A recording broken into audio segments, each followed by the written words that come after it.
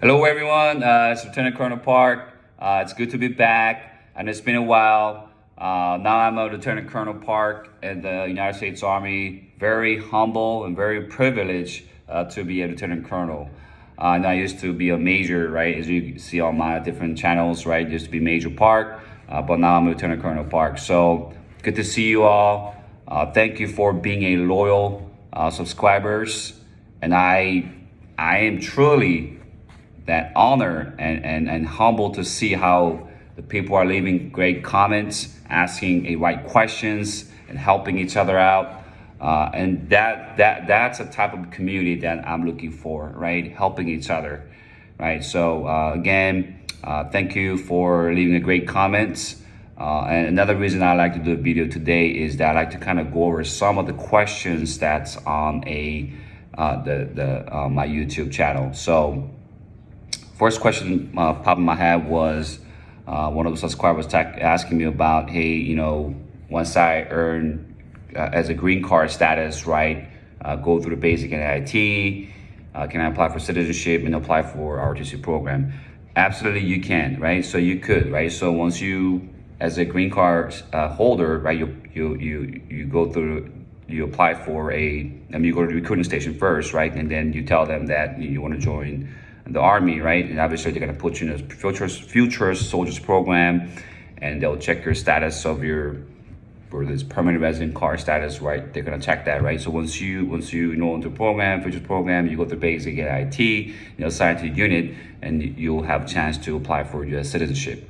And the process is a lot faster, obviously, right? Compared with other just regular permanent resident status trying to apply for citizenship versus when you're already in the service, you went through basic NIT and apply for citizenship is a lot faster, right? So, and then once you earn the citizenship, you can go to your university department. There's always that, not every university, but check the university that has an ROTC program, whether Army ROTC, Air Force ROTC, right? Choose the ROTC program that you want to go, right? You want to go for it, right? And then ask your professor of military science department, ask them about your situation, right? And then tell them they just earned your citizenship and you want to enroll into ROTC program, and they'll help you. They'll walk through that process, right? At the same time, they kind of want to see your character as well. So obviously they might interview you, right? See how you as a leader. That does not mean, don't downplay that just because you have a leadership skills, they might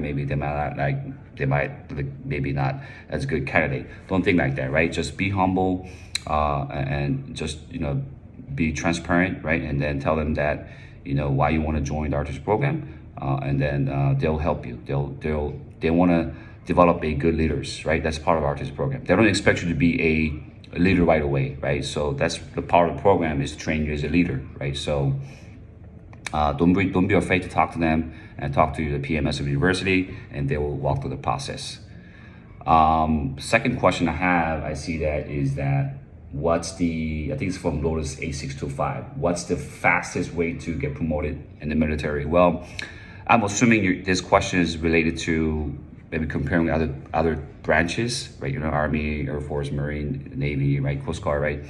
Again, there is a regulation, there's a doctrine that lays out the promotion timeline, right?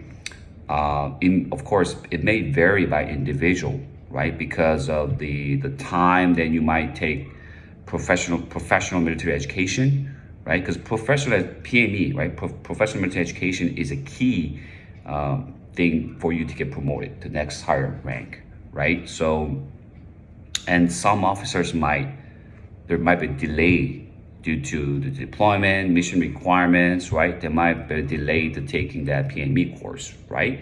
So everybody's different when it comes to promotion timeline. That's the reason why. It might be different, little timeline. I'm not saying it's extreme timeline, but a little bit.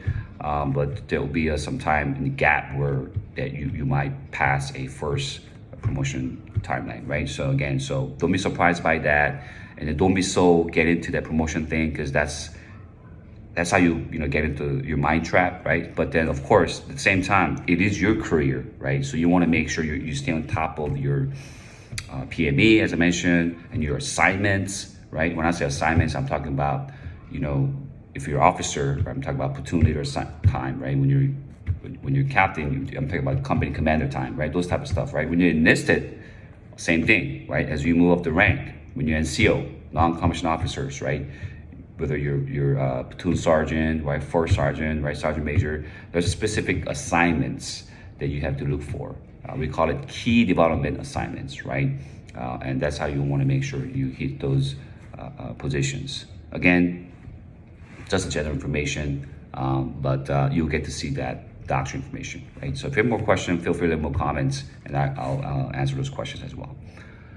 Another question I have is oh, you look pretty young as a major. Did you go to West Point? No, I did not go to West Point. My commission source is RTC.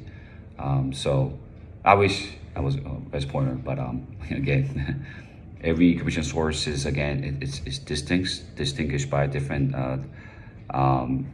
type of the commission source, but it has a pros and cons, right? But you'll get to and don't ever think that one is better than others, right? Whether you go through OCS program, artist program, West Point program. Obviously, getting into West Point is harder. I mean, that's when you go through, just like when you apply for Ivy League school, right?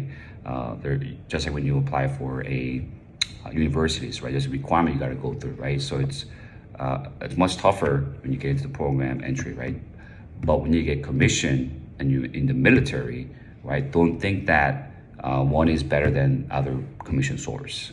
Okay, that's kind of like a discriminating against other commission source, right? And then, so don't think that that's the true thing where you believe in yourself, that where you go just because you're military academy, that means you're better officer than the other officer. That's never the case. Okay, so again, don't put that. Don't be in the mindset. That's another thinking trap, right? So so don't ever think that way. Okay. I think that that's pretty much for now. Again, I'll answer more questions. I think there's some of the questions they're asking me for my contact information, right? Whether they want to ask personal information, personal contact.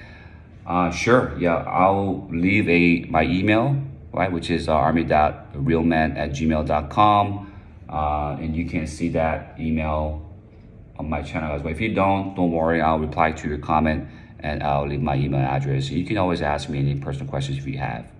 And then one of the, I think the subscriber I saw was that he used to be Staff Sergeant, retired. Thank you for service, sir. I truly appreciate it. Thank you for your service.